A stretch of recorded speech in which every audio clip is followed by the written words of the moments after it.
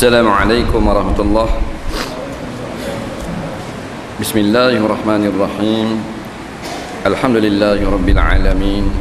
Wassalatu wassalamu ala asyrafil anbiya wal mursalin Sayyidina Muhammadin wa ala alihi wa sahbihi ajma'in. Subhanaka la ilma lana illa ma 'allamtana innaka antal alimul hakim. Wala haula wala quwwata illa billahil aliyil azim. Punya kitab sah.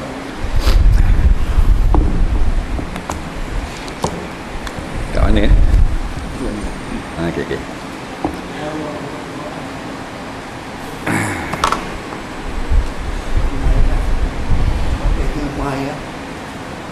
Biar satu orang je. Oh, biar. Takut kupoh. Qala al-mu'allif rahimahullahu ta'ala wa nafa'ana wa iyyakum bi'ulumihi fid dharain amin ya rabbal alamin. Baik, kata pengarang rahimahullahu ta'ala, dan tiada harus pula memberi suatu daripada rumahnya melainkan dengan izinnya, izin suami, melainkan dengan makanan yang basah yang takut binasa, maka iaitu haruslah bagi perempuan itu memberikan diakan makanan basah bagi seorang dengan tiada izin suaminya. Maka jika berbuat ia seorang, iaitu isteri, niscaya adalah bagi suami itu pahala dan adalah atas perempuan itu berdosa. Dia kata wajiblah atas orang perempuan kalau nak beri suatu benda daripada rumah suami, kena izin daripada suami. Suami dah izin, tak boleh manda-manda. Nak beri baju lama, nak beri kasut hak lama dah, nak beri basikal lama, nak beri ke anak beranak, kena tanya suami. Suami kata boleh beri, boleh beri.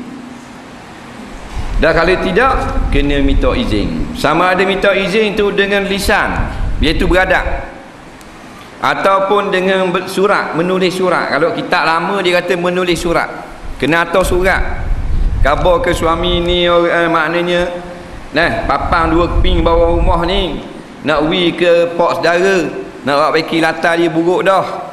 Suami pun jawab surat, lagi tak jawab izin, tak boleh beri. Kalau beri, kena ambil semula tanpa izin, melainkan benda yang mudah rosak. Contoh makanan hak mudah rosak. Suami tak ada, suami musafir 3 bulan, dia buat makanan banyak, tak payah minta izin suami. Umpamanya dia buat lauk, buat gula, buat apa, nak beri ke jiran dia, takkan nak tunggu suami balik.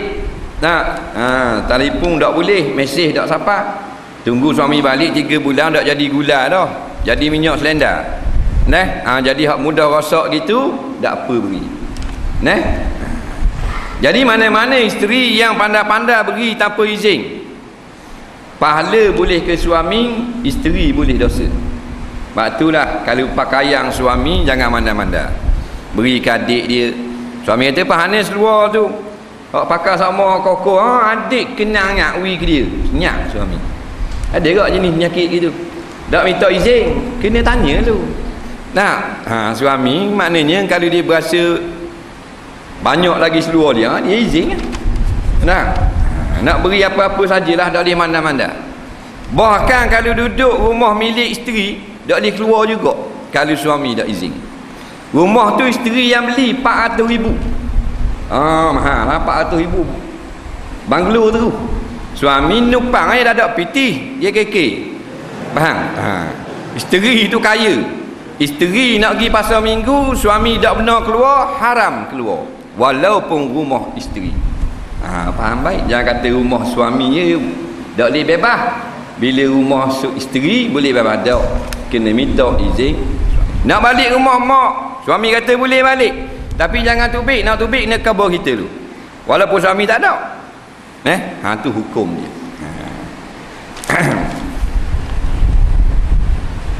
Dan tiada harus pula keluar ia daripada rumah melainkan dengan izin suami. Maka jika berbuat ini nescaya melaknat Allah Ta'ala dan segala malaikat itu marah hingga taubat ia atau kembali ia perempuan ke rumahnya. Keluar daripada rumah dak izin haram, iaitu keluar yang bukan darurah, keluar hak bahasa pilihan saja. Adapun keluar yang tidak ada pilihan dipanggil darurah, hak tu dak berdosa. Walaupun nak pergi rumah adik-beradik, nak pergi rumah abang suami kata tak boleh pergi berdosa. Ayyama mara'atin kharajat min baiti zawjiha bighairi iznihi la'anat hal malaikah hatta tarji'a au kama qala. Mana-mana isteri yang keluar daripada rumah tanpa izin daripada suaminya, maka melaknat akan dia oleh malaikat sampai dia balik rumah. Mana kalau 2 jam laknat daripada malaikat. Sehari lah. Dia ni orang puan bebas sangat. Suami kata jangan gigi juga. Dia peduli apa suami dia? Dia kira sama-sama ada kuasa. Dalam Islam ar-rijalu qawwamuna 'alan nisa. Orang laki-laki dia mengatasi kuasanya atas kuasa orang perempuan. Nah, bila dia bernama suami, bila isteri perempuan tu bernama isteri. Nah, dia lebih kuasa orang lelaki. Dia tidak ada sama kuasa. Sama kuasa ni agama kafir, agama Yahudi, agama Kristian. Orang putih lain. Isteri ada hak keluar, suami ada hak keluar. Suami tak ada hak nak larang isteri keluar. Agama Kristian. Ni nak jadi Kristian mereka. Nikah pun pesen ikut Kristian. Nah, isteri ada kebebasan pun nak ikut Kristian juga. Habis dia nak kuasa sama rata, laki-laki dan perempuan tidak ada beza. Inilah seruan, maknanya pertubuhan wanita sedunia. Nampak? Yang sangat mencela agama Islam kerana memberi kelebihan kuasa ke atas kaum laki-laki. Tak apa, jadi sesak habis. Kalau kita berasa kita boleh bebas keluar, nah, suami tak ada hak menghalang, mu ikut ajaran Kristian tu. Ya dah tu. Dak nanti mu pakai salib gantung tekau. Dak nanti mana mu masuk dalam gereja cerah lanjut. Tak payah. Nah, sebab Allah kata hatta tattabi'a millatahum. Allah dak kata hatta tadkhulu dinahum. Nah, maknanya walan tarda ankal yahudu walan nasara, tidak akan reda Yahudi Nasara hatta tattabi'a, sampai kamu ikut saja. Bukan hatta tadkhulu, sampai kamu masuk agama mereka. Tak, hatta tattabi'a, sampai kamu ikut millatahum, cara-cara hidup mereka itu. Jadi kalau orang puan bebas, orang lelaki suami tak ada hak nak menghalang, itulah al-yahudu wan nasara. Nah, bermula daripada bela anak lagi ikut Yahudi Nasara dah. Nak ikut Yahudi Nasara. Orang Yahudi tak cukup pada anak beranak. Ni tak cukup pada dah. Dia kata dia tua-tua lama, peseng lama. Nah, peseng lama cukup pada. Cukup pada ni hak Rasulullah, hak Islam. Nah, tak cukup pada ni anak orang Yahudi, anak orang Kristian. Tak cukup pada. Sikit-sikit tak mau ikut hak Islam, buang sikit. Nah, ada hak dak bang dah ni, ada juga dak bang telinga kanan, dak kamak telinga kiri. Dak belah mulut orang dak buat hal ni yang kata pesen lama. Pesen lama belaka. Nah. Sikit. Nama nak jadi macam nama orang putih. Nah. Macam nama Yahudi. Sekolah atau sekolah orang putih. Sekolah konven atau anak bodoh punya ayah. Faham? Konven tu ialah pusat latihan gereja untuk budak-budak sekolah. Faham tak? Tu konven. Kat kita tak ada. Kalau Patah Barat beriak cong sekolah konven. Atas sekolah terang-terang salib. Atau jujuk orang Islam atau anak sekolah. Nah. Di Terengganu ada sekolah Tadika Saint Teresa. Hukumnya haram atau anak, berdosa besar dan boleh jadi syirik dan batal akidah. Sekolah Saint Teresa. Depan sekolah apa benda ni? Sekolah Khariah agama wanita. Nah, belakang restoran Selamat tu ada sekolah Tadika Saint Teresa. Saint Teresa ni ialah nama bagi padri perempuan yang berkhidmat di India. Oleh kerana besarnya khidmat dia, mengkristiankan jutaan umat Hindu masuk Kristian, maka nama Mother Teresa ni perempuan diabadikan di sekolah-sekolah seluruh dunia. Nampak? Itu sekolah Saint Teresa, sekolah Ibu Teresa yang jasanya memurtadkan umat Islam seluruh dunia. Kita pergi atau anak situ, ayah dengan mak tu kata bodoh pada beruk gila ni. Faham? Tak reti bahasa tu. Tak reti bahasa tu orang panggil tu. Siapa tu dah ada benda tu bukan benda gurau dah. Nak? Bukan benda gurau. Atau anak walaupun cikgu ajar tu sekolah orang Islam tu dah, tapi kurikulum dia, nama sekolah tu sendiri, nama gereja, nama padri. Nak? Kenapa terlapor buta?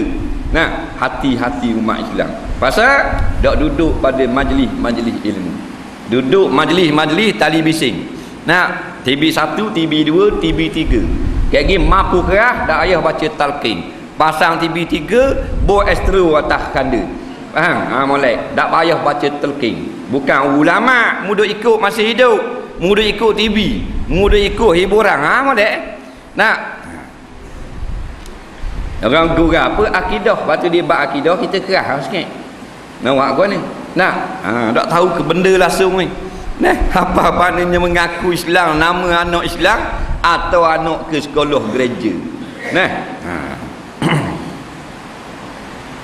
Kemudian katanya pengarang rahimahullahu ta'ala, ketahui oleh wahai segala perempuan, apabila musafir suamimu, maka jangan sekali-kali kamu bersuka-suka dan bermain-main, dan jangan pula perhiasan hingga pulang kepadamu oleh suamimu. Pitih malam ni pun banyak sikit dalam kotak derma. Kita kutip derma nak beli tali bising je, nak ubur kat muslimat, nak ubur TV je, dia nak tengok kau, nak ubur TV je. Jadi pakai ubur 2 kali tak apa ubur.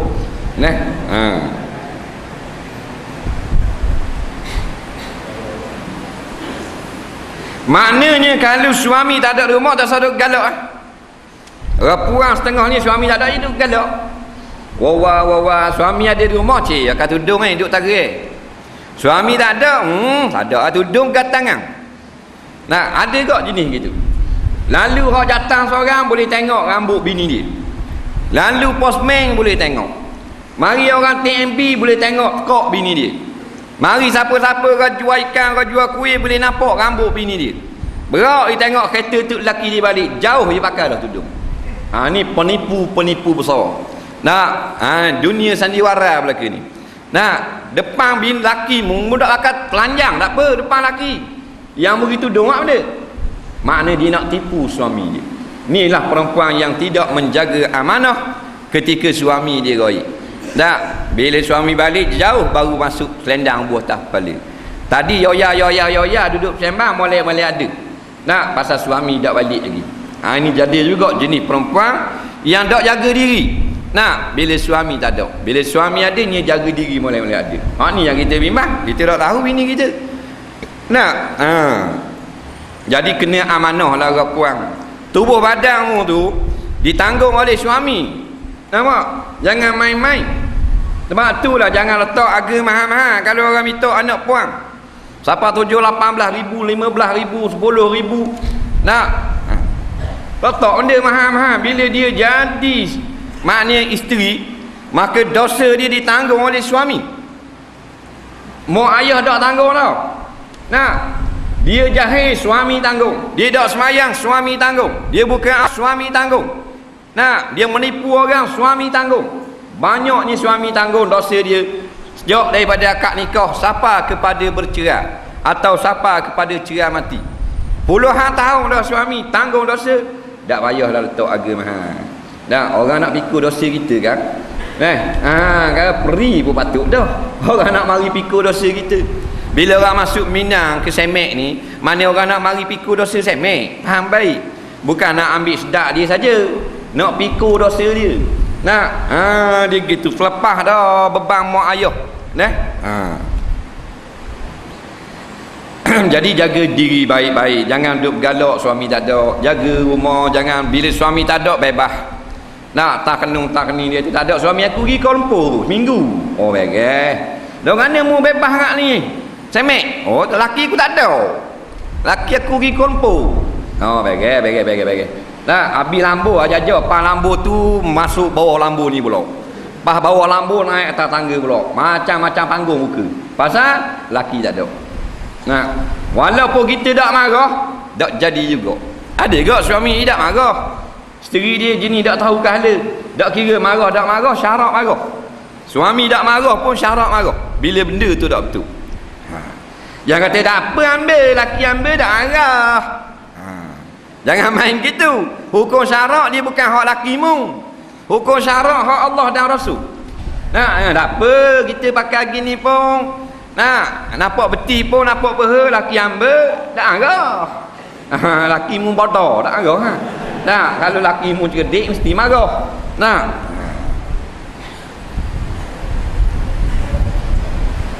Dan demikian lagi jangan sekali-kali menyalahi akan janji suamimu. Kalau berjanji jangan menyalahi. Dah. Tapi biasalah kalau perempuan ini menyalahi janji, kita beri maaf pada dia. Tak, sebab orang puang ni dia agama kurang dan akal pun kurang.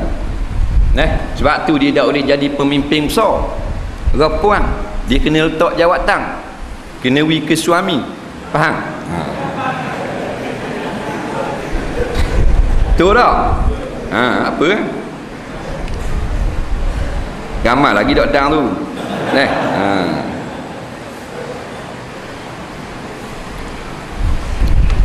Ginilah memang banyak dalam peraturan hukum syarak antara dalam hidup rumah tangga ni dia banyak kita langgar benda salah.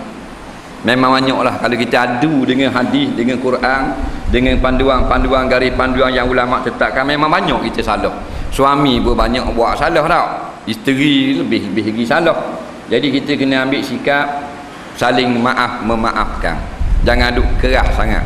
Tak, betul dah salah dia hukum syarak, kita beri maaf. Bukan maaf ke mana, tak apalah, maaf lah, tak payah pakai tudung, kau maaf gitu.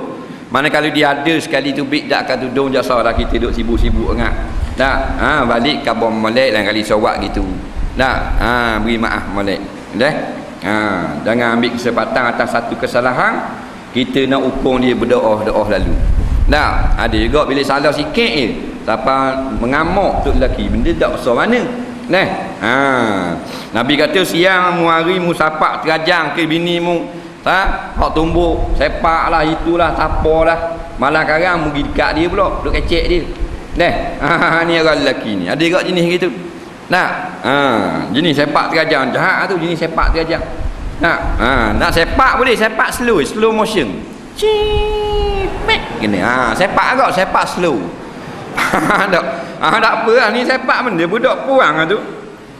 Tai mu minta pandai sangat. Tai nak minta anak orang, tai nak risik pun tak lepak depan rumah dia. Mari tu buat ngamuk lalu. Siapa nak beri ke mu? Bodoh kau nak buat natu. Pandai pula, jirit semua tak mampu. Bayang boleh 2-3 bulan jadi bini dia, kakak cabut keng, dimasuk di tualang, lari terus keng. Nampak? Orang kata lah dia mu laki mu undertaker. Faham tak? Ganas sangat, gembah sakmo. Jadi jangan suka menyalahi janji. Sekali kita menyalahi janji, hendaklah penyesalan yang berturut-turut datang kepada kita. Jangan ada biasa lah, aku dah ikut kata suami. Jangan. Ada orang perempuan dia jadi sagong, dia jadi sombong, bila dia buat salah suami tak arah. Ada tak? Dia jadi babah gitu. Dia berasa ke suami dia sayang sangat ke dia, padahal orang bukan, orang kesian ke dia. Nak marah lebih-lebih. Jadi orang puan kena mikir sekadar akal ada. Kata Imam Ghazali, adalah seorang laki-laki keluar ia kepada musafir dan berjanji ia dengan isterinya bahawa jangan turun daripada rumahnya tempat yang di atas kepada tempat yang di bawah. Adalah bapa perempuan itu pada tempat yang di bawah itu, maka sakit ia bapa, maka menyuruh oleh perempuan itu kepada Rasulullah SAW minta izin daripada turun kepada mendapat bapaknya perempuan itu. Maka sabda Nabi SAW, perbuat taat olehmu akan suamimu pula. Maka mati bapaknya, senya maka minta izin perempuan itu akan Rasulullah SAW pada keluarkan mengikut akan jenazah bapaknya. Maka sabda Nabi SAW, berbuat taat olehmu akan suamimu,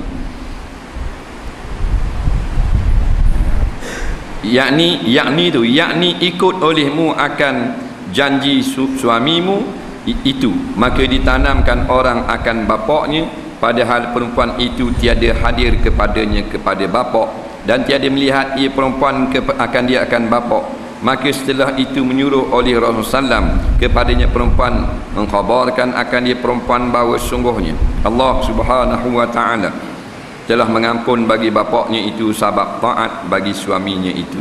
Suatu hari seorang suami dia nak keluar musafir zaman Nabi SAW. Dia kata kepada isteri dia, mu jangan turun tekak bawah, duduk tekak atas sampai aku balik. Rumah dua tekak, ayah dia duduk tekak bawah, isteri dia duduk anak tekak atas. Isteri dia khabar ke bini dia, mu lagi aku dah balik, mu jangan turun tekak bawah. Tekak atas tu mana dia duduk atas. Nah, biasalah rumah orang Arab ni macam di Yaman. Nah, macam di sebelah darat-darat Saudi tu, di rumah-rumah batu 3 tekak rumah. Kalau jenis duduk tekak 3 tak turun. Duduk tekak 2 duduk main situ bertahun-tahun. Nah, mustahak baru turun. Jadi dia khabar, mu jangan turun tekak bawah lagi aku dah balik. Tiba-tiba ayah dia sakit tekak bawah. Jadi puan ni nak turun, suami kata jangan turun. Jadi dia atur khadang dia, suruh tanya Rasulullah. Khadang kita tanya, boleh tak tuan kita ke puan nak turun tekak bawah, apa benda ni nak tengok ayah sakit. Dia duduk tekak 2, ayah tekak 1. Nabi kata dah, laki dia kata gua ni, laki dia kata tak boleh turun lagi dah balik. Maka mukabur ke bini dia, tak boleh turun. Nah, lah mati dah ayah tekak bawah, mati nak turun nak tengok tak berani. Pesan pula khadang kita tanya Nabi, Nabi kata tak boleh turun kau, pasal suami tak izin. Tak tengok orang bagi kubur, tak tengok ayah. Taatnya ke suami. Ini contoh lah orang dulu-dulu. Contoh orang dulu-dulu. Sampai ayah mati bawah tak turun. Bukan jauh, bukan kena naik kereta, bukan kena nanti bas. Turun je bawah. Dan suami tak benar. Faham? Tak benar. Ini Islam. Kalau kita tengok nyopak sekarang dia nak beranak basuh dak reti basuh ni bukan jauh. Dekat atas apa dak turun. Tak usah kata dekat atas, kalau dalam kampung dak mari tengok. Nabi kata mu sampaikan pesan kepada perempuan ini, Allah Taala ampun segala dosa ayahmu sebab mu taat ke suami dak tengok dia. Mana besar? Pergi tengok ayah ke dapat keampunan kepada ayah? Dapat keampunan. Tapi kita ni orang hidup banyak tak reti. Duk kira hal kita, hal mayat kita tak kira. Mana kalau mayat tu maknanya dapat rahmat, kita tak peduli, kita nak kita. Sebab itulah kalau mayat selesai semayang, selesai kapang, selesai apa, anak dia kata jangan tanam lagi, kita tak sampai di rumah. Kita ada temeluh dah ni 5 jam lagi sampai, 4 jam lagi. Tunggu belaka. Nah, pasal apa? Orang hormat hak orang hidup. Hak mayat orang tak hormat dah. Sebab apa? Jahiliah belaka umat Melayu ni. Kalau ada ilmu tak jahiliah, dia pergi tanam dulu. Pasal hak mayat perlu dihormati. Hak anak dikemudiankan. Melainkan boleh tunggu sekejap saja. Nah, anak ada marang pelah kengga boleh tunggu sekejap selepas daripada sembahyang. Kerana melambat-lambatkan tanam, hukumnya adalah dilarang dalam agama. Terkadang menjatuh kepada haram. Tapi dah nak kira nak pakai siapa? Nak pakai hukum syarak? Nabi kata asri'u bil janazah. Tu hukum syarak. Cepatlah kamu segera tanam jenazah. Nah, hak tu agama. Agama kata cepat. Dan manusia kata tak boleh hantar lagi. Anak dia pesan jangan hantar lagi, kena tunggu anak dulu. Jadi ada bercanggah agama dengan hak manusia. Dulu hak manusia kita tak hantar jenazah. Dan anak kata tak hafal lagi, tak hafal lagi, tak boleh tanam. Lagi tak hafal lagi, tak boleh tanam. Orang nak ra'i siapa? Ra'i mayat. Bapa ekor ngaji. Ramai bapak jahil. Dah guna kira ni. Tunggu anak dia. Dari wedok leh tu anak dia pesan lah tu. Nampak? Anak dia besar tu. Dah mayat orang tak peduli dah. Ijam duduklah tu. 5 jam dia duduklah kotak, panas nak. Orang dak rai kepada orang yang mati. Yang ni, hak puang ni dia rai ke ayah dia hak mati, biar orang kata lagu mana pun dapat keampunan ayah. Lebih besar daripada tengok muka ayah. Nak? Kadang-kadang tunggu congok-angok lah kita ni, tak malam tumbah.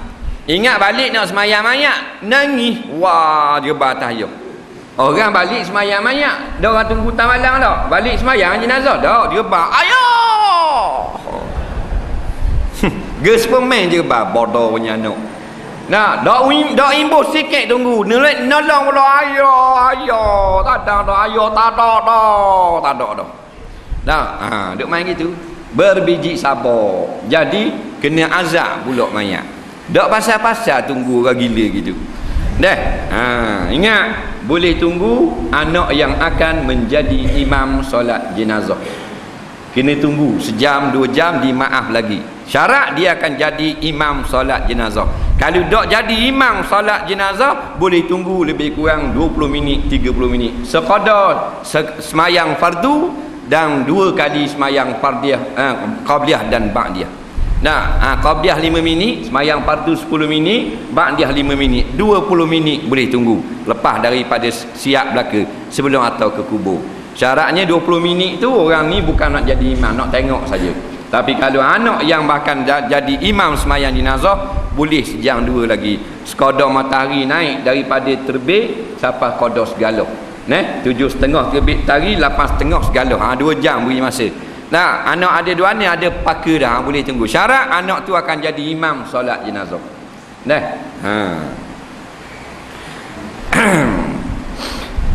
Dan setengah daripada adab yang lazim atas isterinya kasih sayang ia atas segala kelakuan suaminya.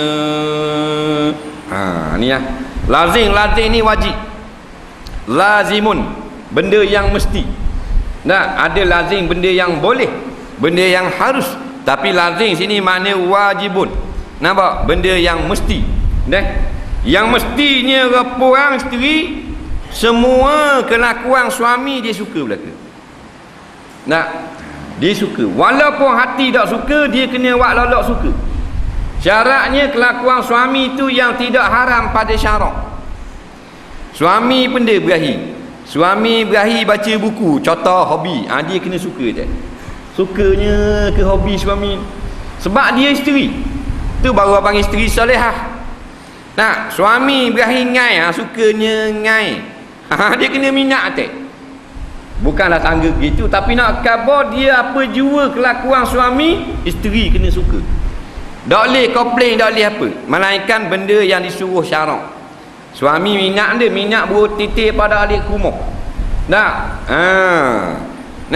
Benda yang tak salah benda tu, tapi siapa dak alik rumah, dapat dak beri nafkah, siapa anak-anak pun demam orang lain tolong dia atok.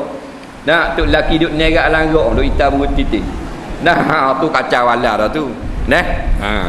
Perkataan suami, perbuatan suami, bahkan maknanya perjalanan suami kena kata molek belaka. Tak usah kata pemberian, sifat dan tubuh badan ni. Suami kita ni katakan kuruh, kena kata molek sungguh abang kuruh. Tak ada orang molek gini. Orang lain gemuk tak molek, abang molek kuruh. Gitu kendaknya. Kalau suami dia hitam, kena kata comel sungguh abang hitam kita tengok. Dia dah kenal putih. Kena kata gitu no. Tapi tak ada lah orang puang apa tangga gitu. Tu isteri solehah tu. Dia kira apa jua hak kait dengan suami dia, dia kira molek. Sebab dia kasih. Macam kita dengan Rasulullah. Apa jua hak kait dengan Rasulullah, kita kenang belaka. Syarat kita sempurna iman. Nabi kenang pakai serban, kita kenang walau kita tak akal. Nabi kenang makan wah kema, kita kenang. Nabi kenang naik kuda, kita kenang. Nabi suka pakai putih, kita kenang. Kita berahi belaka. Maka kita dengan suami itu kok. Suami kita jalan, kita termolek sungguh abang jalan. Tak ada pergi dalam pok tuyu ni comel jalan gini. Kena kata gitu. Suami kita dengar kita dah orang lelaki kat cerdik ingat. Orang puan berahi puji dia memang dia pitih. Haji, kalau orang puang bagi puji kita, beri tak? Beri tak? Tak beri. Bahasa sungguh. Jadi bergaluh gitu. Nah, ni pelik ni. Nah, jadi kalau isteri puji kita, kita seronok ah. Kita tak suka ni suami isteri kita duk bakang kita tak. Nah, kita nak tubik ngai dia tu ngai apa dah likang. Kita pun piang lepo jorang masuk laraga terus lepo masuk. Nak ngupang-upang bong bong. Pasal apa? Pasal diiringi dengan perkataan tak suka. Nah, tapi kalau kita turun nak ngai dia kata ngai biar ikan besar kek dah. Sekarang kita boleh makan 2 orang. Oh, dak gak. Dak. Kalau dak boleh ikan, kita goreng upang. Dah. Dak gak dengar. Nah. Habis segala mak nenek hak suami kita kenang belaka. Suami kita beli baju baru warna merah katakan. Kita kena kata Allah moleknya abang beli di mana? Dak raja kelih pun. Moleknya baju gini. Tu baru isteri solehah. Dak bukan gurau dah kena kata gitu. Kalau boleh kita tengok kita alik baju tu dia geluling dah. Tak geluling. Nah, biar siapa gelepor suka-suka. Mana apa gelepor ni? Molek baju. Nah, kita beli pula selipar. Allah, modern ni kita nak tengok sama abang pakai. Kata gitu sama. Nah, serba kena sama. Baru tu. Baru orang panggil belaki. Nah, kira nak puji suami sama. Pasal apa? Barang tu barang tak salah. Barang salah jangan puji. Barang tak salah. Suami kita gunting misah, pesen baru pula. Kita tahu Allah hak ni. Kita tak boleh tengok misah gini. Nah, memang handsome habis dah boleh lawan dah kalau alik-alik ni, alik jatuh ni. Napa abang comel kali misal. Kata gitu. Ni dak suami beli baju merah, baju merah macam keling. Nah, betul lelaki dia beli. Suami dia beli kasut dak molek. Mana kasut benda gini tengok ayah mu beli kasut tu. Mucung dapok, tapok lepeh. Anak-anak pula sorok ke ayah. Nah, mak paling hadiah. Kena molek belaka segala yang suami beli kena molek. Suami pakai molek. Nah, suami beli seluar gini. Allah moleknya seluar gini. Kenang sungguh kita. Beli asal lagi kita kenang sungguh tengok gini. Biar dalam hati tak kenang pun. Begitu cara dia. Nah, sebab dialah suami kita. Dia lebih besar daripada Raja Malaysia ni lagi. Dia lebih besar daripada Perdana Menteri lagi. Nampak? Sebab dia tanggung dosa kita. Dia suami kita, dia raja kita. Dialah maknanya pemimpin kita. Apa yang dia kata kenang belaka. Nak suami kita jalan kita tengok molek. Nak comel sungguh abang jalan. Nampak? Kena lakoh. Nak dalam hati macam gajah nak beranak. Faham tak? Tak apa dalam hati. Nah, di mulut supaya suami kita senang hati. Bab ini qiyah daripada sabda Nabi al-mar'atu salihah iza ra'atha marrat asaratka. Perempuan yang solehah, apa isteri yang solehah, bila melihat dia, bila kau bersama dengan dia, sentiasa menggembirakan kamu. Jadi umum sabda Nabi saratka ni maknanya dia sentiasa menyukakan kamu. Segala tindak tanduknya menyukakan kamu. Nah, kalau makan kalau boleh biar bersuap. Disuap dia ni. Dak. Balik ni kena buat selalu. Makan bersuap. Macam baru nikah itu suap. Dok juga berat menanam. Tamu tanya dong. Katalah suak gitu. Payah sangat. Jadi kalau makan seronok, makan bersama suka. Nak makan. Jadi isteri kita kan. Kalau boleh maknanya makanan ni dia suak, biarlah tua dah pun. Nak dia suak kan seronok. Suami pun suka hati. Kakak nak makan, kakak nak makan. Ni nak makan tak lalu. Tengok muka kita macam rimah nak beranak. Nah, muka musang sama. Ni nak makan 2 mulut, tengok muka kita tak jadi nambah. Nah, patut kalau suami nak makan, kena duduk depan. Kata persilakan makan wahai suami yang tercinta. Oh, baru sedap. Ada kata gitu? Ada. Melainkan suami kata, "Buh nasi mek. Buh diri ya." Buh diri. Berat ke puang. Dan memelihara ia akan harta suaminya sama ada suaminya itu hadir ia suami atau ghaib, dan kasih sayang ia dengan segala kerabat suami dan kasih sayang akan segala anak suaminya, dan memelihara ia daripada memaki anaknya, anak suami, dan memeliharakan pula daripada melawan perkataan suaminya. Yang pertama dia kata adab kasih sayang itu atas segala kelakuan suami dan jagalah harta isteri. Harta suami. Harta suami kena jaga. Bukan saja suami kita kena bertunjuk kasih sayang anak beranak suami. Walaupun hati tak suka. Kita tak suka adik-beradik suami, tak kenal perangai. Tapi depan jangan tunjuk. Tunjukkan kita suka. Buat muka senyum, buat muka manis. Jangan buat muka masam depan anak beranak suami. Sebab hormat kepada suami. Walaupun kita tak hormat kepada anak beranak dia, tapi tujuan kita suka juga sebab kita hormat kepada suami. Ni kena jaga. Sebab itulah pantang larang dalam rumah tangga ni berat. Kalau kita tak mengaji kok banyaklah benda langgar. Adik suami yang anak, katakan anak suami, anak hak bini lain. Kena sayang, kena suka. Jangan maki hamu, jangan marah. Kita nikah dengan suami kita ada anak dah, duda lah. Kita pun belalah anak suami, anak tiri kita. Jangan buat lebih kurang.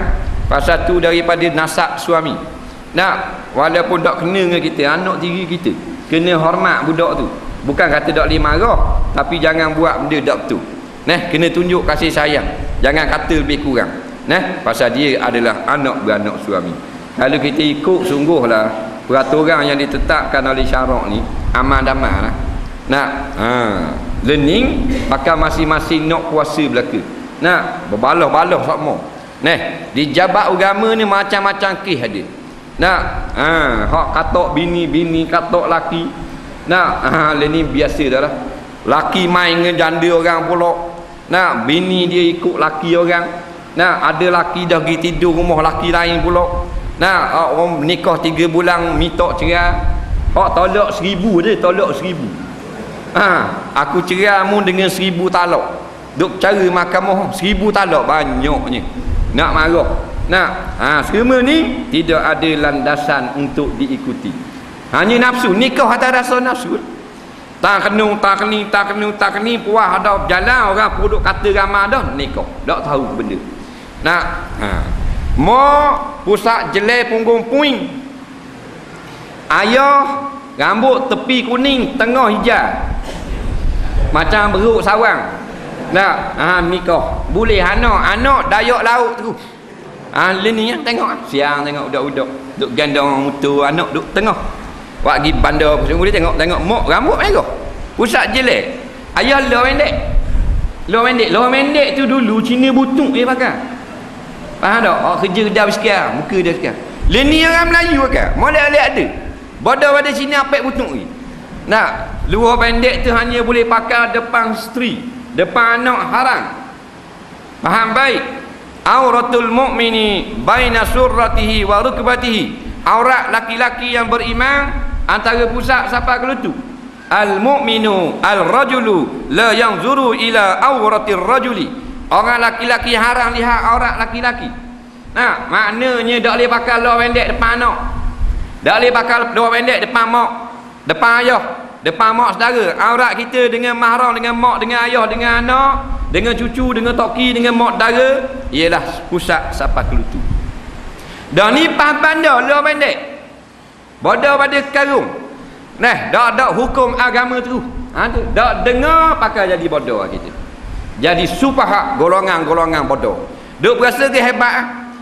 Luar pendek orang depan anak haram dah tunjuk dah ni khalayak ramai. Tak ada maruah tu. Tak ada maruah, tak tahu benda. Ikut Yahudi Nasara, orang putih lah pendek. Tak apa dia orang putih. Dah kalau ayah lah pendek dah anak. Bayang. Anak baru 4 tahun celuk dah rambut anak. Tak tahu benda lagi, celuk rambut. Dia budak tu suka sangat. Orang ayah agak pergi ke celuk rambut ayah anak. Suka. Anak dah hukum dah ayah. Mak pusat jelek ke baju? Mak. Pusat jelek dah, molek-molek ada. Tak ada rega tu. Pakai luar ketat ni molek siapa? Tak ada punggung-punggungnya terik di seluar. Seluar ketat sangat. Jadi kek punggung macam ke punggung kucing jalan gitu. Nyanyi tengok Allah. Seluar tu kalau kita pergi bakar di kambing neruk berapa tembok. Faham? Berlembek lari. Kalau kita teruk suruh masuk, tapi dah manusia bodoh pada kambing, nak pakai juga. Cina kapi laknatullah bahang untung anak kita orang Melayu telanjang bongai tengah jalan. Atas motor boleh ada, atas bank, dalam kereta biar patah, dalam bolong air macam-macam peseng. Hak nerak nunggi kepala tak bawah kaki tak atas macam-macam peseng.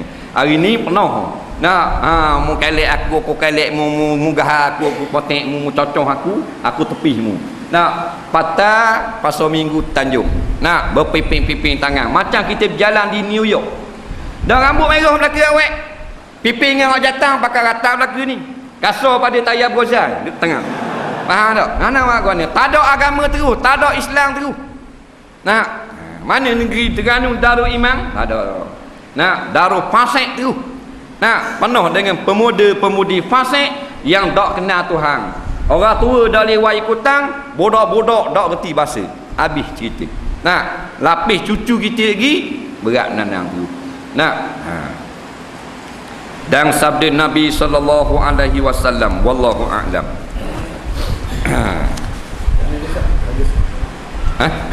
Tanda. Kan. Ni. Sini ya. Ni. Baik, kita ada banyak soalan ni. Boleh setengah jam ni kot.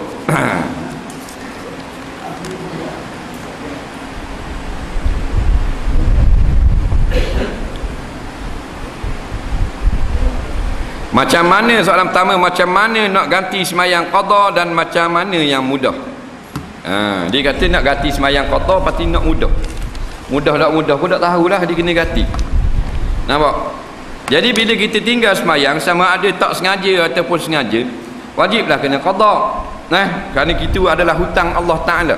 Fadainullahi ahaqu an yuqda. Maka hutang Allah Ta'ala tu wajiblah kita kena bayar dulu. Sebab tu kalau ada orang mati, dia ada hutang manusia, hutang Allah.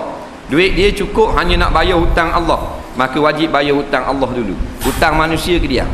Faham? Umpama dia ada hutang Allah, dia ada hutang nazar. Nazar dia kata, nak pergi ke surah 100 riyal. Dia tinggal 100 riyal, dia pitih. Hutang kedai rucik 100 juga. Maka 100 riyal tu wajib kena bayar nazar dia dulu buat pergi surah. Faham? Dia panggil hutang Allah Ta'ala.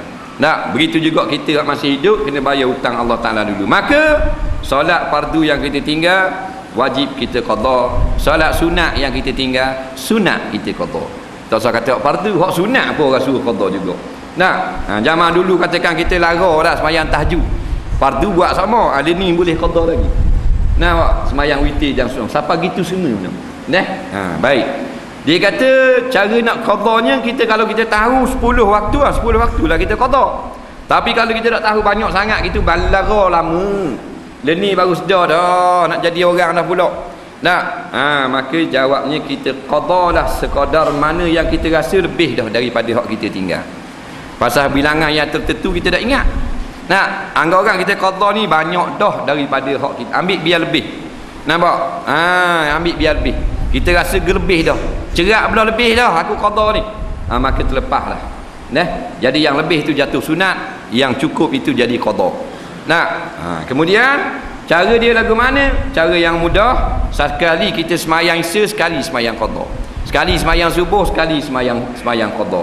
Itu kata setengah tok-tok guru. Sekarang masuk lohor, mayang lohor fardu se, hak qada se. Mudah-mudahan Tuhan panjangkan umur kita dan qada.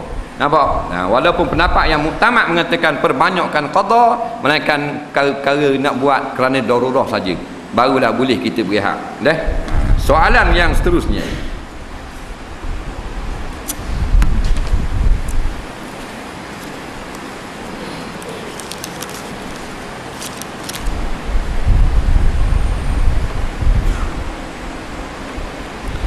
Dua bulan lepas saya ada membeli barang motor. Baru-baru ini saya dapat tahu barang yang saya beli itu ialah barang curi. Apakah yang patut saya lakukan? Dia beli barang curi, dia nak suruh kita selesai pula. Jawabnya, mu kena jual balik, dia tukar balik, ambil duit dengan orang yang jual barang. Faham tak? Kalau barang ni barang curi. Pergi balik jumpa orang yang jual tu, minta balik. Tak mau jual, buat report. Ni barang curi, mu jual kat aku.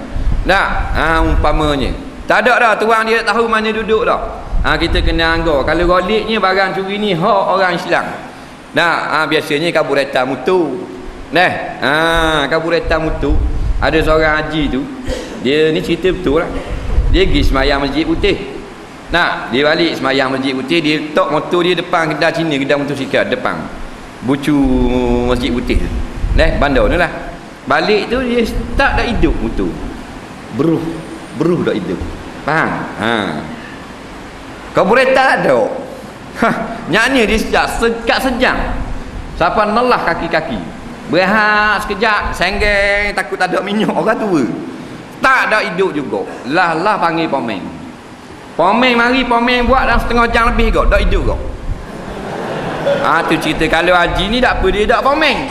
Pomen mutu mari tu, ejah ni lah setengah jam dah. Barulah khabar. Lah tak ada karburetor.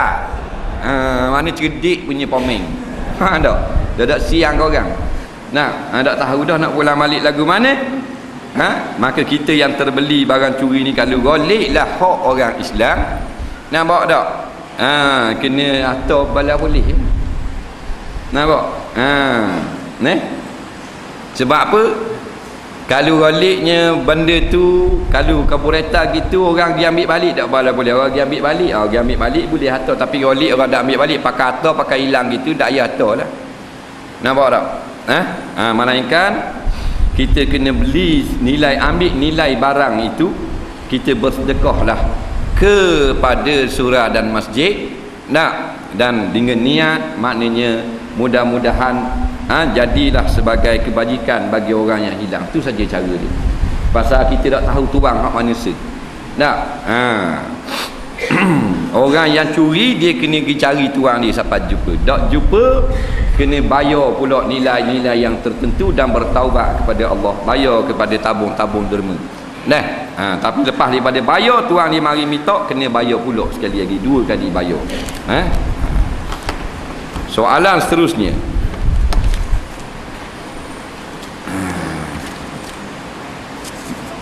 macam mana yang dimaksudkan nak kahwin baru boleh kawan dengan perempuan? Minta penjelasan. Dia kata gua ni kau duk ngajar sokmo, nak kawan, nak bersaing, nak beradang, nak berkembik, kena nikah dulu.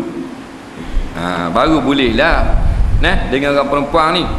Gini, kalau kita nak ke orang perempuan boleh. Syaratnya kita nak berkahwin dengan dia. Kita nak nikah tak dia? Nak Dan lepas tu bila kita nak, apa yang boleh? Maka bolehlah kita pergi berjumpa dengan dia. Situ syarat beri kebenaran. Bukan heret ngata rawa macam leninya.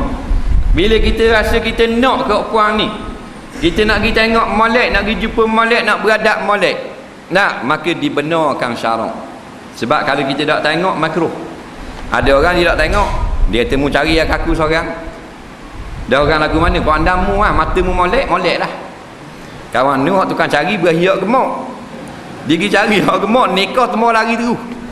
Faham tak? Kejung kot tikak tu. Nampak? Gemuk sangat kata. Dah hari tu mu kata aku tengok molek, mu kata molek. Tu kata makruh. Lepas tu Nabi marah, sahabat tak tengok.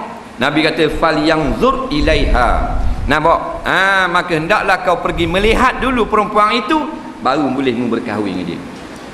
Maknanya pergi di rumah dia, waktu baik dah dia tu, tengok muka dia, tengok tangan dia, tanyalah mak ayah dia penyakit apa ada, perangai dia musang ke tidak. Tu cara dia. Kita dah pergi dulu dating, tak kena habis pokok dah kenal belaka muka kita. Habis air panas terjun, air terjun sekayu pun 2 kali dah awet lekat kepala celah batu. Dah rata dah pergi puas. Tu jalan Yahudi, jalan Nasara. Walaupun akhirnya menikah, wajib bertaubat juga, kerana tu adalah jalan dosa. Faham? Jadi pergi berkawan gitu. Saya nak anak moci. Saya nak tengok dulu. Nak mari ni nak kawan dengan dia. Kalau saya kenal, saya nak nikah dengan dia. Waktu baik anak. Panggil Semek, tu baik ni orang nak tengok mu. Kalau kenal nak nikah, tu baik Semek. Kita tanya Semek begini. Saya kalau saya kenal, saya nak buat awak isteri saya. Tapi saya ni begini, kerjanya begini. Kalau perangai saya begini, saya berakhir isterinya begini. Awak buat ni? InsyaAllah boleh kalau gitu. Tak ada apa. Nampak? Tunang. Setuju? Tunang. Beri cicing sunat je, bukan wajib. Mas kahwin tu wajib. Dah bila dah tunang dah, racang dah hari perkahwinan. Dah dalam tunang boleh kawan, boleh. Lagu mana? Pergi di rumah dia. Dah di rumah sama puas juga. Nak ajak berjalan, boleh. Kena ajak mak ayah dia teman. Kereta kacil awek duduk belakang, ayah duduk depan. Tak boleh bawa awek saja. Tunang tak boleh, hukumnya haram. Walaupun selamat daripada zina, perbuatan itu ditutup oleh syarak, tak benar juga. Nampak? Dia gitu. Nak jalan dua ni, nak pergi mana? Nak pergi jauh ni, Genting Highland, boleh. Bawa mak dia atas. Dia tidur dalam bilik dengan mak dia, mu tidur seorang. Dalam kolam Genting Highland. Faham? Baru boleh. Tak sedap pula gitu. Tak sedap. Nak sedap, cara orang ramai, cara Yahudi, cara Nasara. Mana-mana dulu kita ada nikah, kita bawa kata rawa dah bini kita masih belum nikah, malah ni taubat juga. Barang salah. Dah. Lepas tu nak lebih pada tu akad nikah. Tak boleh. Akad nikah. Tak usah kata pegang tangan, habis boleh gagal. Nak kat mana? Sui banyak. Nak petek kat mana? Boleh belaka. Nak. Soalan seterusnya. Seorang suami berkata kepada isterinya, jika kamu keluar daripada pintu hadapan rumah ini, maka jatuh talak 1. Esokan harinya suaminya menukar pintu tersebut dengan tingkap. Dan suatu ketika isterinya keluar melalui tingkap tersebut, adakah talak takliknya masih berjalan? Berat ni tok lelaki ni. Nah, capu nak sewi tu. Tok lelaki lagu ni. Dia nak marah bini dia berjalan. Dia kata, mung kalau tubik kau pintu ni jatuh talak. Nak? Memang dah. Sebab tu jangan awak taklik gitu. Berat sangat nak taklik dengan benda yang berpatutan. Mung kalau mu ada hubungan lagi dengan mamak tu, pasal bini dia ada main mesej dengan mamak. Contoh. Tak, baru awak taklik. Kalau mu main lagi dengan mamak, ada hubungan lagi, telefon dia, jatuh 1 talak. Baru patut orang taklik tak? Ni tubik kau pintu nyanyi ke dia. Faham tak? Mu kalau lalu kau pintu ni, pasal bini dia nak jalan, dia nak marah. Rapuan tak babe, kata tok lagi dia jangan pergi, nak pergi juga. Jangan pergi, nak pergi, jangan pergi. Nak pergi juga. Dia main gitu. Tu yang kena karate atas kok, nyambang dalam laksa. Nak. Mana? Mu kalau tubik kau pintu ni, jatuh 1 talak. Orang pun nangis. Duk biar pintu dak ni tubik ah. Nak, malah karangnya baik mula. Nak, dia marah stor lelaki, bodoh, marah stor. Dia tengok main lilah-lilah kembar katung depan muka, jadi pasal lain. Dah, sebab tu di rumah rapuang pakai seksi-seksi kan. Nak, jangan pakai maknanya suami tengok jadi kemar mulu. Nak, di rumah ni seksi, tengok tu lah. Kalau suami nak marah, dia jadi sayang madu. Haji, suka tau. Ni pakai kan ni mau depan tu lelaki, jadi tak ada power tu. Nak, depan suami ni anak-anak tak ada, kita pakai tuala saja. Molek gitu kalau suami kita nak marah. Lepas tu kita buat cabut-cabut kali. Nah, jadi suami dia nak beri maaf. Dia gitu. Dengar tak ni rapuang? Nak, cara dia. Nak, kalau nak minta pitih pun derah dia beri pitih. Kali kita kacek, bang beli gok tu rata tu hak baru pula ni lama dah. Tak faham mana 1,200 je. Dia kata Allah bakar tu dulu ah. Allah beli ada pitih biar-biar. 2 bulan lagi aku beli lah. Kalau kita nak segera, kita buat gitu lah. Nak, kita pergi ambil pakai tuala saja, kita buat lalu lilang-lilang depan muka tu lelaki. Kakang lalu. Tu lelaki dah jadi dah segera hebat cacang tak lain dah. Duk main. Dia gitu dah. Benda haru pada syarak. Ni nak khabar petua. Kali-kali tu buat telurah. Buat telurah gitu. Memang dia beri lalu. Berapa tadi yang? 1,800. Ambil lalu. Ingat cerdik, ingat suami. Jadi bila dah baik semula malang tu, tadi dia kata mu lalu kok tikat ni jatuh talak. Gua ni dah pula ni. Nak, maka dia pergi tukar balik. Keluar kok tikat dah pula. Tadi kok pintu tau. Kok tikat. Jadi dia dah sayang dah balik ke isteri ni. Nak suruh balik tubik kok situ boleh. Nak suruh keluar kok tikat. Jadi dia nak alih. Jadi alih dah taklik dia daripada pintu kok tikat. Dah tikat takkan bini tubik kok tikat. Faham tak? Konon-kononnya nak alih daripada dok berlaku taklik. Nak, supaya isteri boleh lalu. Baik. Kita khabar modal besar mana ni? Pegang molek ni. Kalau sebenarnya Kalau kita lapah taklid, nak jumhur ulama tak boleh tarik balik. Mu lalu kot pintu ni jatuh satu talak. Sampai kiamat kau lalu jatuh. Ni pandangan jumhur ulama. Tak? Tak boleh nak tarik dah. Tak boleh tarik dah. Apa jadi pun. Nak, sebab tu nak taklid biar reti ke. Kalau mu lalu kot pintu ni malam ni, boleh tahan kira. Habis malam ni tak apa, boleh lalu . Tak payah tarik dah taklid habis dah malam tu. Nah, tapi kalau kamu lalu ke pintu ni, mana bila-bila saja lalu pintu ni jatuh talak. Jumhur ulama kata dah boleh tarik. Tapi biar kita royak. Untuk kemudahan kita, bukan nak suruh main taklid. Kalau berlaku gitu kita nak tarik balik, maka taklid pendapat dalam mazhab Hanbali.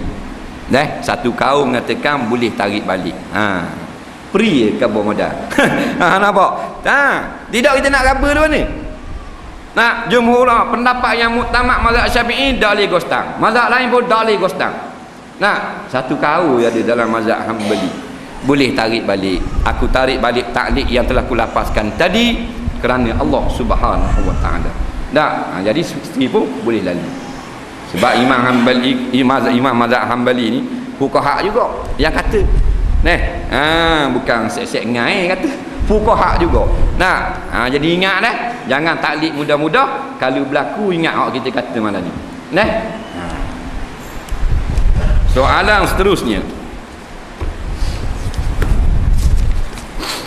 kawan saya musafir dan telah kerja solat sunat musafir. Lepas solat subuh saya telah mengatakan itu perbuatan salah yang mengerjakan pada waktu tahrim haram, tapi dia kata pula ada ustaz kata boleh. Jadi saya pun senyap walaupun masih kuat berpegang dengan pendapat saya tadi, minta penjelasan. Nampak? Dia kawan dia selepas solat sunat subuh dia kerja solat sunat musafir, boleh ke tak? Jawabnya boleh.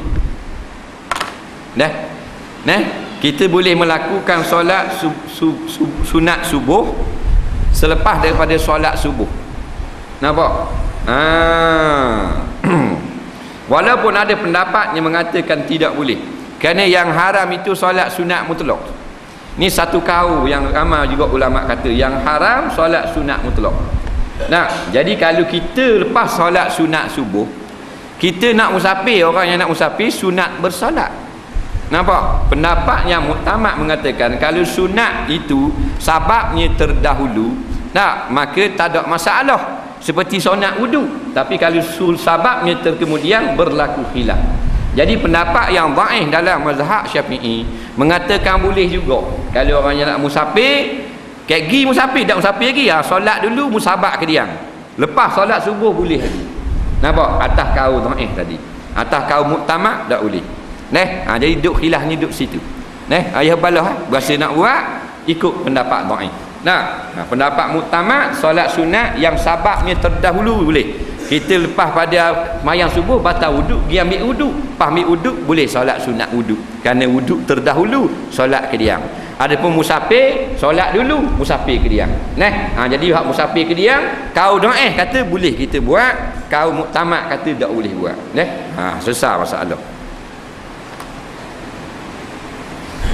Soalan seterusnya,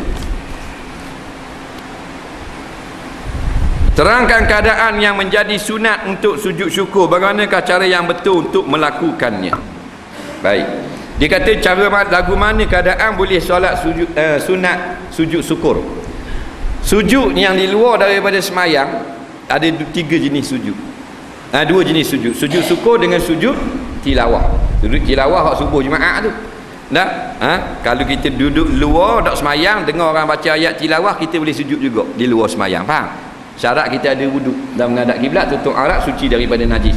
Hak ditanya sujud syukur. Sujud syukur sunat kita lakukan, iaitulah apabila kita mendapat nikmat besar yang jarang datang. Bila dapat nikmat besar yang jarang datang bala tak sunat nak nikmat pula kena nikmat besar bukan yang berkekalan, yang sekali-sekala. Sebab tu bid'ah kita semayang, kita sunat, kita sujud syukur kerana nikmat Islam. Nampak? Bid'ah. Tiap-tiap kali habis semayang salam sujud syukur, tu bid'ah. Nabi tak buat gitu. Sujud syukur kerana nikmat tu yang datang sekali-sekala. Contoh dapat kerja. Nak minta kerja tak boleh, minta boleh kerja. Nak diterima menjadi kerani ke apa ke, nak boleh kerja. Projek ke apa boleh. Tu sekali-sekala tu sujud syukur. Boleh benda lagi, boleh isteri. Nak 2-3 orang dah nak dara minta orang tolak belaka, hak kepak ni boleh sujud syukur. Pasal apa? Isteri bukan sama-sama ada. Nak boleh anak, tu sekali-sekala. Tak ada orang 4 kali sebetul beranak. Nak setahun sekali habis dia beranak. Boleh anak, sujud syukur. Nak baik daripada penyakit berat, sujud syukur. Nak janganlah dia sujud sama kata apa mau sujud syukur mau. Dah kita Islam tak mau. Tu jadi jahiliah. Perbuatan tu tidak disuruh oleh ulama. Nak cara sujudnya sekali saja, kena ada wuduk, kena menghadap kiblat dan kena menutup aurat dan suci daripada najis yang tidak dimaaf. Kemudian kaifiat yang betul, tidak ada pun satu yang betul sebagaimana yang dikerjakan oleh Nabi SAW. Kerana Nabi ni dalam hadis-hadis yang datang, dia hanya menyebut, sahabat kata Nabi turun sujud bila datang satu nikmat. Sahabat tak cerita pula takbir lagu mana, duduk lagu mana. Nah, tu saja yang ada. Sebab tu berlaku khilaf di kalangan ulama. Dalam kitab Raudhah, Imam Nawawi kata yang muktamadnya kita takbir dulu, Allahu Akbar, nak masuk di dalam sujud syukur. Tujuan nak sujud syukur. Allahu Akbar, niat nak sujud syukur. Kemudian sujud syukur dan bacalah alhamdulillah ataupun tasbih sujud di dalam sujud dan bangun memberi salam. Inilah pendapat yang muktamad. Ada lagi cara lain, tak perlu kepada takbir, terus sujud dengan niat untuk sujud syukur dan angkat kepala dengan niat, dengan tidak payah memberi salam. Itu 2 kaifiat yang boleh dilakukan. Selepas majlis akad nikah, bolehkah kita cium dahi pipi isteri kita di depan khalayak ramai? Tak boleh. Bukan tepat dia situ. Tetapi kita hanya boleh, maknanya pada kali-kali yang lain. Sebab time akad nikah ni, isteri kita nak waktu baik sepel depan orang ramai gitu, tak jadi isteri kita kan. Bila kita akad nikah, mu duduk dalam tu apa isteri kita baik ni, isteri tu baik sepel situ. Tu lelaki akad nikah, bini ada situ sepel nak tunjuk muka, comel ingat muka konong. Tu pesen orang kapil nikah, duduk dalam bilik tu dulu. Dia gitu. Sekarang dengan keluarga saja tak apalah. Walaupun isteri kita tak lega bersiung di khalayak ramai. Melainkan mencium dahi. Setengah ulama kata boleh. Kita cium dahi. Tapi ketika kita nak musafir, musafir nak pergi jalan, nak pergi Kuala Lumpur, orang ramai ada nak pergi Mekah, cium dahi isteri boleh. Tapi depan orang ramai tu dah sawak tu biar lagi rapuang. Orang lelaki berderut-derang, bini ada sepeh situ dengan inya-inya tangan, dengan muka-muka menyok macam Gezah Rezek muka. Jadi tak comel sangat amalan lagu tu. Nabi nikah itu bini tak duduk ngata apa gitu kat orang ramai. Duduk di rumah Abu Bakar, duduk di rumah dia lah, pas nikah baru pergi di rumah. Baru comel gitu. Kemudian boleh tak masa tengah buang air besar kita korek hidung? Berat mu ni. Mu nak korek hidung dalam jambang tak ada masalah. Tepat tu tepat orang buang najis dah. Dipanggil 2 dalam 1. Sempu. Buah avocado dan lidah buaya. Belang-belang berak, belang korek hidung. Molek dah. Pada muduk korek depan orang ramai. Ada jenis lagi rumah orang dikorek hidung. Kawan tu baru beli sofa. Jenis korek hidung ada rapuang ni.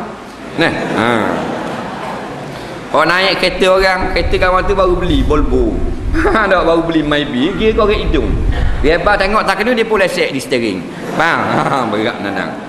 Jadi dalam jambang molek dah, tak ada halangan. Boleh tak kita korek hidung dengan jari telunjuk? Dan jari mana yang seeloknya digunakan? Allah ni tanya kau. Tak. Jari telunjuk ni jari yang mulia ke tak korek hidung? Makruh korek hidung dengan jari telunjuk. Dengan jari lain lah. Jari ibu molek.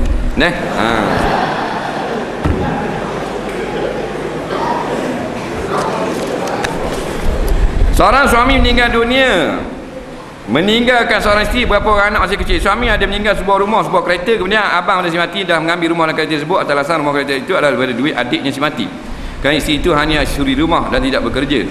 Apakah hukum abang si mati mengambil rumah dan kereta tersebut? Baik, suami mati tinggal isteri dan tinggal anak, ada rumah, ada sebuah kereta. Jadi mari abang bagi suami, mari ambil rumah dengan kereta. Dia kata bukan hartamu, harta adik aku. Jawabnya haram dia ambil. Haram, dan makan tu menyebabkan dia tak diterima semayang siapa mati. Wajib kena pulang balik kepada isteri dan kepada anak-anak. Itu hak isteri dan hak anak-anak dia. Tak, yang dapat ayah kepada isteri mati boleh. Ayah dan mak boleh makan. Ayah kalau ada lagi, mak pada si mati, anak-anak dan isteri memang dapat. Nah, wajib makan harta pusaka. Abang yang ambil ni haram, dosa besar, zalim. Kalau mati tak boleh tanang, tak boleh ratik ramai-ramai. Pak abang mari ambil pusaka ni, kalau mati pula tak boleh ratik mayat dia. Kalau mayat fasik. Orang yang ambil harta anak yatim, fasik besar dia. Tak boleh semayang ramai-ramai, tak boleh ziarah ramai-ramai, tak boleh tanang kubur Islam hak dekat orang ramai, kena kubur jauh, bira-bira pagar. Kerana masa hidup dia merampas harta orang yang anak yang yatim. Tak, itu keadaan si abang. Soalan seterusnya, saya selalu semayang jemaah masjid kampung saya, tu semayang jemaah, tapi masalah saya masjid itu hadari dan tu imam pun hadari juga.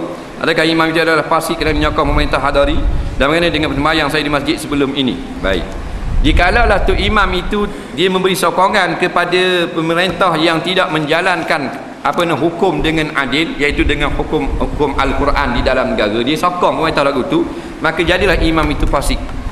Maka imam fasik ini makruh kita ikut. Sekali dua kerana kita tak tahu tak apa, kali yang lain kita afdal mengikut imam yang tidak fasik. Jadi yang lepas-lepas tu tak payah qada kerana sah. Walaupun begitu afdal kita cari imam yang lain. Ikut imam fasik, pendapat jumhur ulama sah, selagi mana tak keluar pada mulut tu imam tu menghina hudud, menghina Islam dan sebagainya. Dia semata-mata ikut kerana sayang ke waisang, sayang ke gaji tu imam dia. Maka jadi fasik, jadi orang jahat lah. Dia panggil tu imam jahat, dia panggil. Tu imam jahat ni boleh sah kita ikut semayang jemaah. Tak boleh jadi wali nikah, tak boleh jadi juru nikah. Semayang boleh. Soalan seterusnya, ada orang telah mengajukan soalan dari saya. Arah kiblat kita ialah Kaabah, tapi jika kita berada atas Kaabah, di manakah arah kiblat kita? Dia kata dia nak duduk atas Kaabah, nak semayang. Jawabnya dia macam mana nak menghadap Kaabah? Kita ni ngadap Kaabah, orang tanya dia tanya kita pula. Jadi kalau kita duduk ngadap Kaabah, bolehlah nampak Kaabah, menghadap Kaabah. Kalau duduk atas-atas Kaabah, nampak? Nak menghadap di mana? Kita tahu jawapan ni habis semua kitab fiqh sebut. Kalau kita duduk atas-atas Kaabah, duduk dalam Kaabah, kita duduk atas Kaabah, betul-betul atas Kaabah, nak menghadap mana? Jawab belaka dah. Tapi bagi penanya ni, kalau musafar atas-atas Kaabah, mu mesej ke aku? Aku jawab.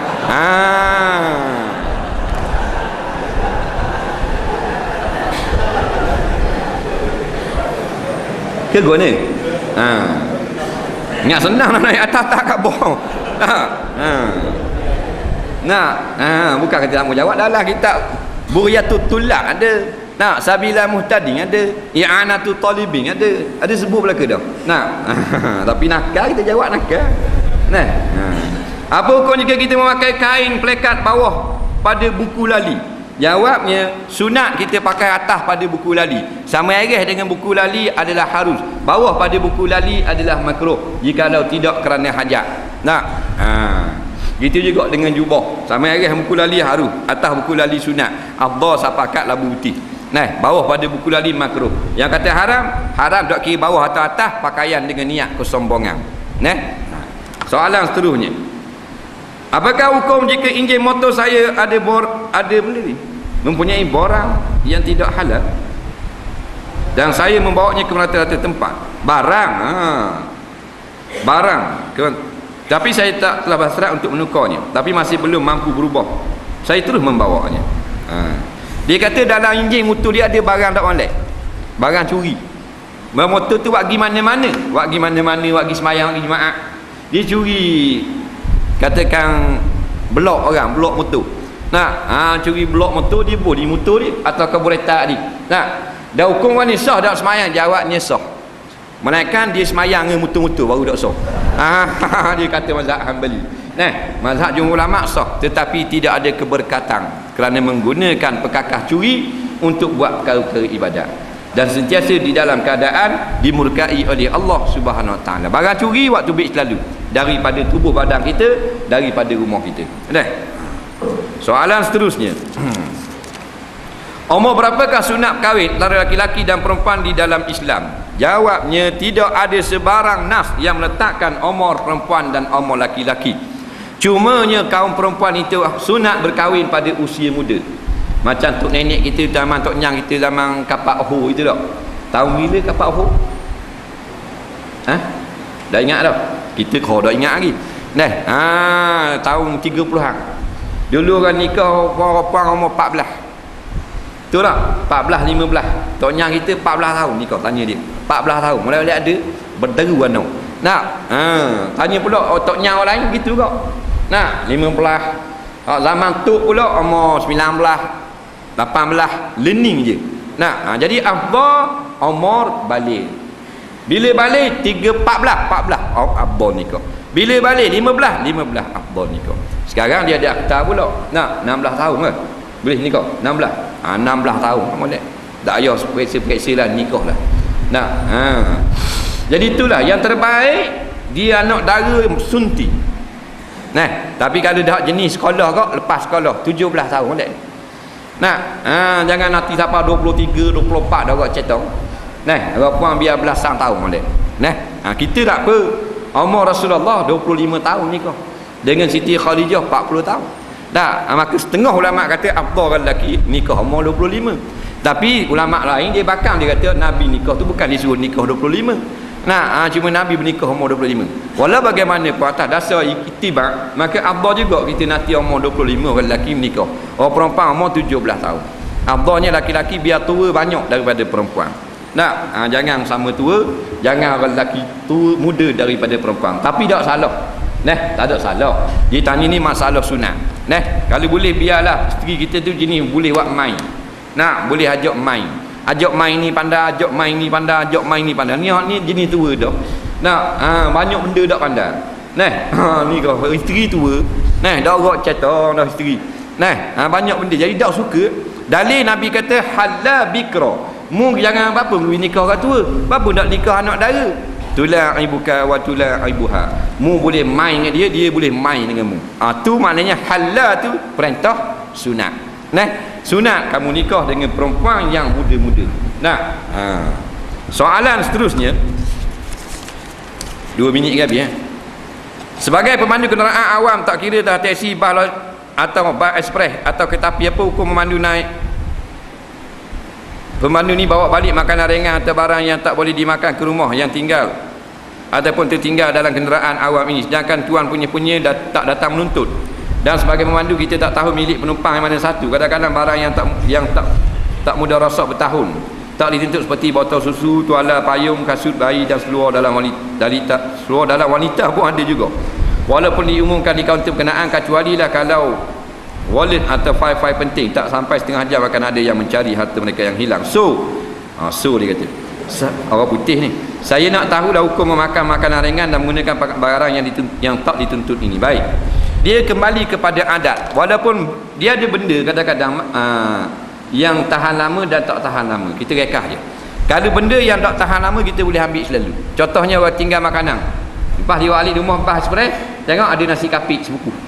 Dia boleh makan selalu dengan syarat dia kena tanda nasi kapik sebuku. Bila tuang dia takdir kata tuang dia mari minta, dia wajib kena ganti dan senang diganti kerana dia tanda. Maka wajib dia tanda walaupun boleh makan selalu. Kalau barang-barang yang berharga dia kena iklan setahun. Wajib kita data pada kaunter. Dalam kaunter tu bila dah setahun dah disimpan, maka baru boleh dimilik. Setelah setahun tidak boleh milik juga. Faham lagi? Tapi kalau adatnya benda balik kepada adat ni, benda ni adat mari ambil dah. Puting susu anak, botol susu balik memang adat mari dah. Balik kepada adat boleh juga. Jadi selalu dia boleh ambil botol susu buat pakai ke anak dia, dan dia kena tanda pada satu buku. Bila ada juga orang menuntut yang menyalahi adat, wajib kena bayar. Kena ganti harga motor yang diambil tadi. Faham lagi? Soalan yang terakhir mana ni? Setiap kesalahan tak kira siapa pun punca dulu, yang usia tua memuda seperti kakak dengan adik, ibu bapa anak, banyakkan anak yang buat pasal dulu. Kaya dengan miskin, andainya yang lebih tua atau kaya merendah atau mengalah dulu pada yang muda, ibu bapa mengalah pada anak, kakak mengalah pada adik. Dalam perukunan Islam macam mana? Ada setengah mengatakan yang tua tak boleh mengalah pada yang muda, walau macam mana pun wajib yang muda mengalah pada yang tua dulu. Yang lebih tua kena mempertahankan pangkat ketuaannya dengan sambang. Tolong huraikan kerana masalah ini mungkin banyak berlaku dalam masyarakat kita learning. Baik, dia kata bila ada berlaku perkara-perkara yang tidak semua pakat antara dua individu, kakak dengan adik, ayah dengan anak, mak dengan anak, toki dengan cucu, majikan dengan orang bawahan, raja dengan rakyat, lagu mana? Yang pertamanya iaitu adab-adab. Adab dia lain, kemudian hukum dia lain. Hukumnya, kalulah makna yang salah itu adalah ibu, maka menanglah anak mengikut pada hukumnya. Kalau yang salah itu raja, maka betullah rakyat. Itu satu tilik pada hukum. Rakyat pun marah buat kasino, raja nak buat kasino. Balah lagu ni betul rakyat kalau di segi hukum. Di segi adab sahaja. Adab saja. Adab wajiblah orang yang bawahan, pangkat martabat ketuaan dia itu merendah diri dan menghormati orang tua. Maknanya sekalipun mak dia salah pada segi hukum, dia tidak bolehlah menengking, mengangkat suara, mengherdik, mencaci dan sebagainya. Maknanya dia tetap menang dalam kes itu, tetapi dengan perkataan yang hormat kepada ibu dia. Mak dia nak suruh buat benda yang haram, anak tak mau buat. Anak betul di segi syarak, segi hukum, tapi anak tu walaupun betul jadi salah juga jika dimarah akan ibunya dengan mengangkat suara, tak boleh juga. Jadi adabnya pada hukum menang anak, iaitu anak menyebelahi hukum. Jadi siapa yang ikut hukum dialah yang menang. Tetapi asal dasar Nabi ajar orang tua hormat, orang muda kena hormat orang tua. Nabi kata laisa minna man lam yarham kabirana. Tidaklah kalangan aku tak suka orang muda-muda tak hormat ke orang tua. Mana kalau salah pun kena hormat. Bukan hormat mana biar dia buat salah. Dalam kita tegur tu dengan lemah lembut juga. Dari nak redik macam sama-sama godong. Kemudian kita kena jaga, kita sebagai orang tua, jangan ingat kita betul belaka. Banyak benda yang anak kita betul, yang kita ni tak betul. Tapi atas ego sangat, kita betul belaka. Bila kita berasa betul belaka, sambang. Bila sambang, batarul haq, kita menolak kebenaran. Akhirnya jadi macam syaitan. Atas dasar kita lah ayah, kita lah toki, kita lah raja, kita lah pemimpin, orang lain salah belaka, akhirnya jadi iblis. Dia berasa hebat lebih. Boleh merosakkan kita juga. Sebab tu kebenaran adalah bertandaskan perintah agama. Kalau kita salah, maka salahlah kita berhadapan dengan anak-anak. Tapi anak-anak walau betul sekalipun tak bolehlah sampai membuang adab dalam menghadapi situasi dengan orang-orang yang tua. Wallahu a'lam. Bismillahirrahmanirrahim. Allah manfa'na bima 'allamtana wa 'allimna bima yanfa'una. Rabbana zidna 'ilma. Rabbana atina fid dunya hasanah fil akhirati hasanah wa qina azabannar. Wa sallallahu ala sayyidina Muhammadin wa ala alihi wa sahbihi wasallam. Walhamdulillahirabbil alamin. Assalamualaikum warahmatullahi